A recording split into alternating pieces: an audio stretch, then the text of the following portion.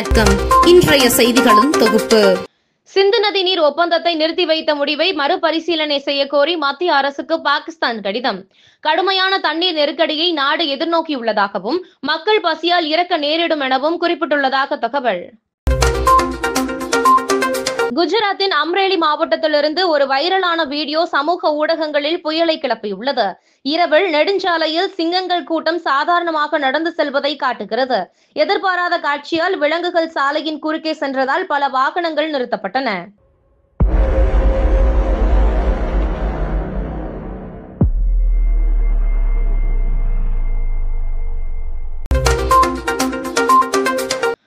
நாமக்கல் மருத்துவக் கல்லூரி மருத்துவமனைக்கு 24 மணி நேரம் செயல்படக்கூடிய நரம்பியல் மருத்துவ வசதி.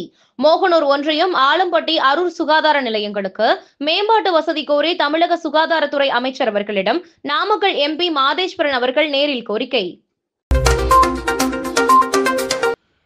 பெங்களூரு கூட்ட நெரிசல் சம்பவத்தை அடுத்து கர்நாடக கிரிக்கெட் சங்க செயலாளர் பொருளாளர் ராஜினாமா. துயர சம்பவத்திற்கு தார்மீக பொறுப்பேற்பதாக கூறி பதவி விலகினர். எலான் மஸ்கின் ஸ்டார்லிங்க் நிறுவனம் செயற்கைக்கோள் மூலம் தொலைத்தொடர்பு சேவை வழங்க உரிமம் வழங்கியது இந்தியா. 4 ஆண்டுகளாக நிலுவையில் இருந்த நிறுவனத்திற்கு உரிமம் வழங்கப்பட்டது. கோடை விடுமுறை முடிந்து திருப்பதியில் படிப்படியாக குறைந்த பக்தர்களின் கூட்டம் இன்று திடீரென அதிகரிப்பு. வைகுண்டம் கியூ காம்ப்ளெக்ஸில் உள்ள 31 அறைகளும் நிரம்பி 3 கிலோமீட்டர் தூரம் வரை பக்தர்கள் வரிசையில் காத்திருக்கின்றனர். இதனால் 20 மணி நேரம் வரை காத்திருந்து பக்தர்கள் சாமி தரிசனம் செய்ய வேண்டிய நிலை ஏற்பட்டுள்ளது. தனியார் நிறுவனங்களில் பணி நேரத்தை 10 மணி நேரமாக அதிகரிக்க ஆந்திர பிரதேச அரசு முடிவு. அதிக முதலீடுகளையும் தொழில் நிறுவனங்களையும் ஈர்க்கும் வகையில் தொழிலாளர்கள் சட்டத்தில் திருத்தம் மேற்கொள்வதாக விளக்கம். நீலகிரி மாவட்டத்தில் முதுமலை புலிகள் காப்பகத்திற்கு உட்பட்ட கார்குடி பகுதியில் பெண் யானை ஒன்று உயிரிழந்து கிடப்பதை வனத்துறையினர் கண்டறிந்துள்ளனர். யானைகளுக்கு இடையே ஏற்பட்ட மோதல் காரணமாக இந்த பெண் யானை உயிரிழந்திருக்கலாம் என்று அவர்கள் தெரிவித்துள்ளனர். வளிமண்டலத்தில் கார்பன் டை ஆக்சைடு அதிகரித்திருப்பதாக விஞ்ஞானிகள் தகவல்.